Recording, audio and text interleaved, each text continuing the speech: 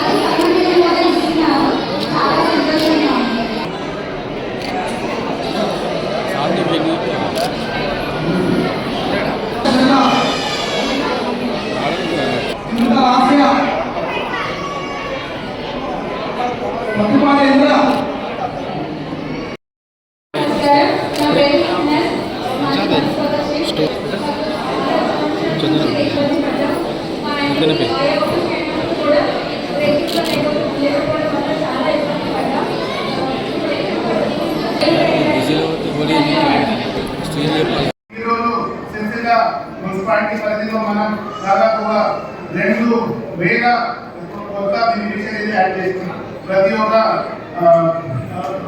కుటుంబంలో దాదాపుగా 6 నుంచి 7 మంది ఉన్నారు.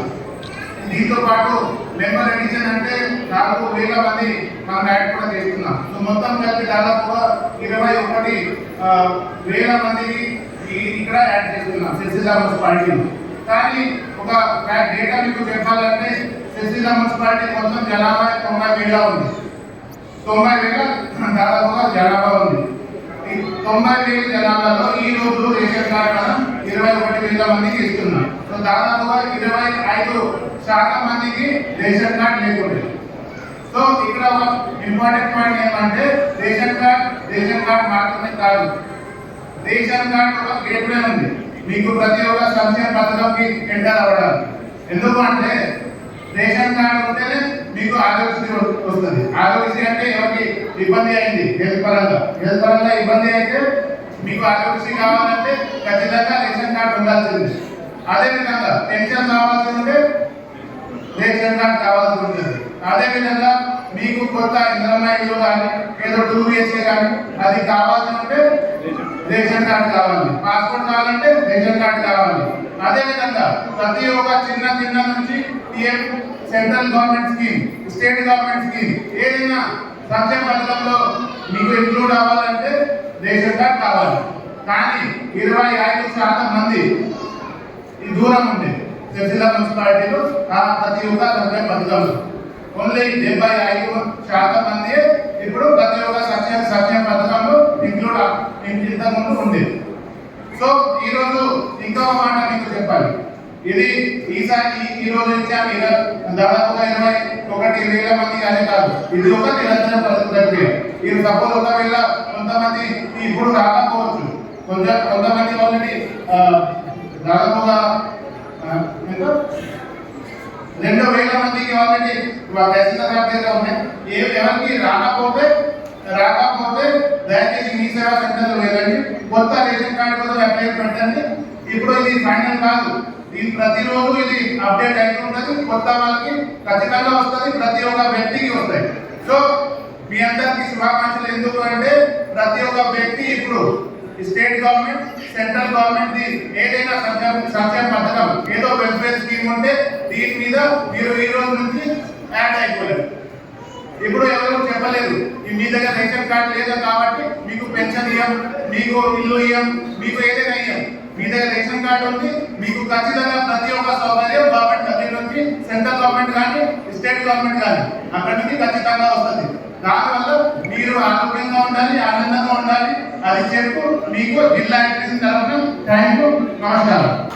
దాంతో పాటు ఈ సిరిసిల్ల పట్టణానికి సంబంధించిన వాళ్ళు మీరు చూసుకున్నట్టయితే కాంగ్రెస్ పార్టీ హయాంలో ఆకలి చావులను పద్మశాలి ఆకలి చావులు ఇతరులు ఆకలి చావులు ఆపాలని చెప్పి 13,000 అంత్యోదయ కార్డు ఇస్తే ఈ గత ప్రభుత్వంలో 9.5 సంవత్సరాల టీఆర్ఎస్ తక్కువ పాలనలో పేదవాడి అంతంలో ఉన్న ముట్ట తీసే మాదిరిగా 9,000 ration card Antyodaya ration card ఇచ్చేసిన ఘనత ఇలా బీఆర్ఎస్ పార్టీకి ఈ ప్రాంతానికి ప్రాతినిధ్యం వహిస్తున్న కేటీఆర్ ద్వారా. కానీ మనం చూసలే కూడా కులాలకు అతీతంగా, మతాలకు అతీతంగా, పార్టీలకు అతీతంగా కులానికి మతానికి ఆకలికి సంబంధం లేదు. ఆకలి ఎవరికైనా ఆకలే. కాబట్టి అందరికి కూడా రేషన్ కార్డు ఇవ్వాలని చెప్పి ఒక్కరు కూడా రేషన్ కార్డు ఇవ్వడం జరుగుతుంది. దాంతో పాటు రేషన్ కార్డు అనేది దేనికైనా మూలం ఇవ్వాలా. ఇంతకుముందు అనేక మంది మిత్రులు చెప్పిన వాళ్ళ ఫీజు రీయింబర్స్మెంట్ కావాలంటే రేషన్ కార్డు కావాలి, ఆరోగ్యశ్రీ కార్డు కావాలంటే రేషన్ కార్డు కావాలి. నేను బతికున్నా నాకు ఆస్తి అని రేషన్ కార్డు అనేది ఒక కార్డు కాదు, కానీ అది ఒక ఆత్మ గౌరవానికి సూచిస్తుంది. ఆ రేషన్ కార్డు ఉంటే మీ ఆత్మగౌరవం ఉన్నట్టు లెక్క. కాబట్టి కాంగ్రెస్ పార్టీ మీ ఆత్మ గౌరవానికి అండగా నిలబడుతుంది. వల్ల ఈ దేశంలో కానీ ఈ రాష్ట్రంలో కానీ అనేక సంస్కృతులను చేపట్టి దళిత బడుగు బలహీన వర్గాలకు, మైనారిటీలకు, గిరిజనులకు అండగా ఉన్న పార్టీ కాంగ్రెస్ పార్టీ. ఇవాళ బ్యాంకుల జాతీయకరణ నుంచి మొదలుకొంటే, భూ పంపిణీ నుంచి మొదలుకొంటే, ఇందిరా మహిళ నుంచి మొదలుకొంటే పనికి ఆ పథకాన్ని కూడా ప్రవేశపెట్టి పేదల గుండెల్లో గూడు కట్టుకున్నదంటే అది కాంగ్రెస్ పార్టీ. మీ అందరూ కూడా తెలిసి వాళ్ళ తెలంగాణలో ముఖ్యంగా మనం సత్యదినరేవులు మర్మవ్యాలు మనం కాబట్టి ఈ పథకాలన్నీ కూడా పేదల కొరకు, బడుగు బలహీన వర్గాల కొరకు, పేదవాడి ఆకలి తీర్చడం కొరకు ఇవాళ చేస్తున్న పథకాలు. గత ప్రభుత్వం చేసింది అలా కేవలం ఓటు బ్యాంకు రాజకీయాలు. సిరిసిల్లలో బతుకమ్మ చీరల పేరు మీద ఇలా అనేకమైన బకాయిలు పట్టుకుపోయింది. ఇవాళ కేవలం ఆ బతుకమ్మ చీరల పైసలు ఇచ్చినట్టయితే ఎలక్షన్ల ముందు వాళ్ళు నాకు ఓటు ఎక్కడ ఓటు వేస్తారో వేయరో అన్న ఒక భయం కొద్ది ఇలా ఇంచుమించు 300 కోట్ల రూపాయల బకాయిలు పెట్టిపోయారు. గ్యాస్ సబ్సిడీ పెట్టిపోయారు బకాయి. ఇవన్నీ కూడా మాకు ఓటు వేసిన చూడలే మేము. కేవలం ప్రభుత్వాల యొక్క బాధ్యత. ఇవాళ ఆ బకాయిలు ఉన్నాయి కాబట్టి ఏ ఒక్క నయా పైస లేకుండా ఇవాళ ఆ బతుకమ్మ చీరల బకాయిలు ఏదైతే మా పద్మశాలి విస్ఫోటకున్నాడో వాటన్నిటి కూడా ప్రతి పైసా తీర్చింది రేవంత్ రెడ్డి గారి ప్రభుత్వం, కాంగ్రెస్ ప్రభుత్వం చెప్తుందా. అదే మాదిరిగా ఎక్కడ లేని విధంగా ఇక్కడే పవర్స్ ఎక్కువగా ఉన్నాయి. మా పద్మశాలి సోదరులు ఎక్కువ ఉంటారు. వాళ్ళు యాద తీసుకొచ్చుకోవాలంటే ఇలా కోయంబత్తూరుకో, గుజరాత్కో, అక్కడికో ఇక్కడికో పోవాలి. అందుకే ప్రభుత్వం ఆలోచించింది పేదల పక్షాన్ని నిలబడాలి, మా పద్మశాలి పక్షాన్ని నిలబడాలని చెప్పి వీరవాడ పట్టణంలోనే కూతబెట్టు దూరంలో మీకు యాగడి కూడా ఏర్పాటు చేయడం జరిగింది. వాళ్ళ కొంతమందికి కనుకుంటుంది వీడితోని ఎక్కడ మా ఉనికి పోతుందో మేము గల్లంతైపోతాం అని చెప్పి అవాకులు చివాకులు పలిచి ఇవాళ ఎందుకంటే వాళ్ళందరూ కూడా ఇవాళ ఈ ప్రభుత్వం ముఖ్యంగా మన జిల్లాను పరిపాలిస్తున్న కలెక్టర్ గారు సింహసుబ్రహ్మణ్యుడు అవినీతి అక్రమాలందరూ కూడా భూములు దోచుకున్నారు, ఇసుకలు దోచుకున్నారు, ప్రకృతి వనరులను దోచుకున్నారు.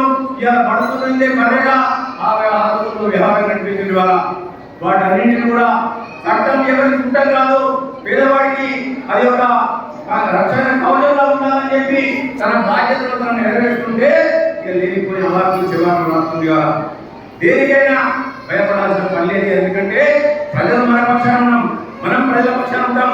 ఎందుకంటే మనం స్వచ్ఛమైన మనసుతో ఏ పని చేసినా అది ప్రజలకు చేరుతుంది. కాబట్టి ఎటువంటి అవాకులు చివాకులు చేసినా ఇలా ఎవరు కూడా అతిరేది లేదు, బెదిలేదు. ఎందుకంటే నిస్వార్థంగా ఈ ప్రజల పక్షాన ఉండడానికే ఈ ప్రభుత్వం ఉంది, యనమల రేవంత్ రెడ్డి గారి ప్రభుత్వం ఉంది, ఈ ప్రజాపాలన ప్రభుత్వం ఉంది. కాబట్టి ఇవాళ మరొకసారి మీ అందరూ కూడా కృతజ్ఞతలు తెలియజేస్తూ ఈ యొక్క యనమల రేవంత్ రెడ్డి గారు ఏదైతే ఒక ప్రజలకు అందుబాటులో ఉండాలి, పేదవాడికి ఇల్లు ఉండాలని చెప్పి ఇందిరమ్మ ఇల్లు, ఇలా పేదవాడికి రేషన్ కార్డు ఉండాలని చెప్పి ఈ యొక్క కొత్త రేషన్ కార్డు, దాంతో పాటు ఆరోగ్యశ్రీ 10 లక్షలకు పెంచడము, దాంతో పాటు ఈ రాష్ట్రంలో 1 కోటి మంది మహిళలను కోటీశ్వరులు చేసే దిశగా ఇవాళ ఏదైతే ఈ ప్రజాప్రభుత్వం ఇవాళ నిర్ణయాలు తీసుకుందో ఆ నిర్ణయాలను ఒక్కదాన్ని కూడా తప్పకుండా మన కలెక్టర్ గారి ఇలా ఇక్కడ నిర్వర్తిస్తుంది. వారు ఎక్కడ లేని విధంగా ఈ ప్రాంతంలో సిరిసిల్ల నియోజకవర్గంలో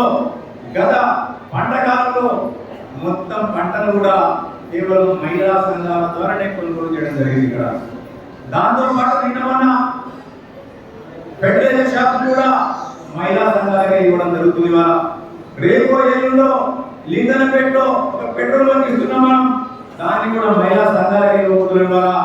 అంతేకాకుండా సిరిసిల్లలో ముస్తాబాద్లో ఒక రైస్ మిల్లును కూడా స్థాపించబోతున్నాం, అది కూడా మహిళా సంఘాలకే ఇవ్వబోతున్నాం. దాంతో పాటు ఇవాళ అవసరం అనుకుంటే గ్యాస్ ఏజెన్సీలను కూడా ఇలా మహిళా సంఘాల వల్ల నడిపించి ఇవాళ మహిళలే ఇలా ఇంటిని కరెక్ట్గా మేనేజ్ చేస్తారు. కాబట్టి ఒక సంసారాన్ని మంచిగా నడిపించాలంటే మహిళల యొక్క ఇలా అవసరం ఎంతైనా ఉంది.